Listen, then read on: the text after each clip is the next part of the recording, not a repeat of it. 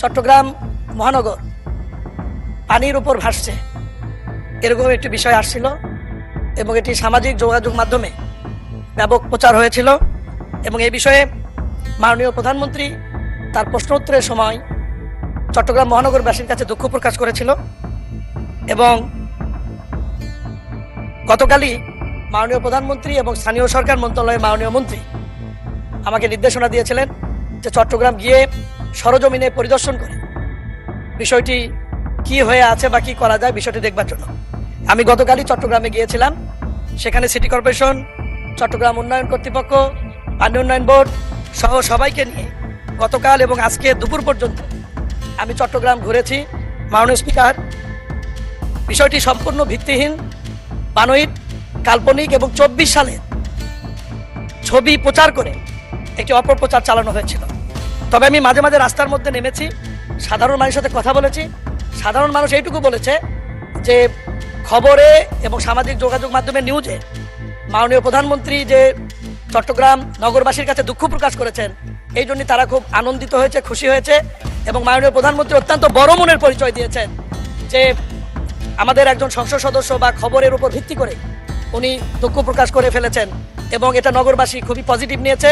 এবং নগরবাসী বলেছে যে আজ থেকে 1 বছর আগে, 2 বছর আগে যে পরিমাণ জলাবদ্ধতা হতো এখন সেটি নাই। চট্টগ্রাম নগরীতে টোটাল 57টি খাল রয়েছে মাননীয় স্পিকার। এর মধ্যে 36টি খাল চট্টগ্রাম উন্নয়ন কর্তৃপক্ষের মাধ্যমে 12,000 কোটি টাকা ব্যয়, ওখানে ইঞ্জিনিয়ারিং ব্রিগেড সেনাবাহিনী তারা এটা বাস্তবায়ন করছে।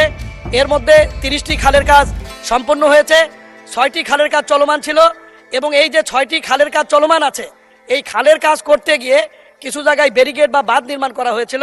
হঠাৎ অতিবৃষ্টির কারণে ওই বাঁধগুলির কারণে জলাবদ্ধতা তৈরি হয়েছিল এবং 220 মিলিমিটার বৃষ্টি হয়েছিল ওই দিন চট্টগ্রামে।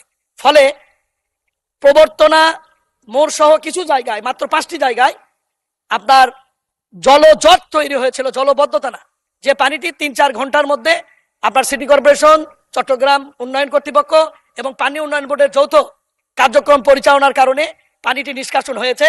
এবং আজকে চট্টগ্রামে কোনো পানি নাই। আমি সংক্ষেপে শুধু এইটুকু বলবো, মাননীয় প্রধানমন্ত্রী এবং আমার মাননীয় মন্ত্রীর নির্দেশে আমি আজকেই মেয়রের নেতৃত্বে সমন্বিত একটি কমিটি করে দিয়ে আসছি। এই কমিটি আগামীতে এ ধরনের কোনো ঘটনা ঘটলে তাৎক্ষণিক ব্যবস্থা নেবে।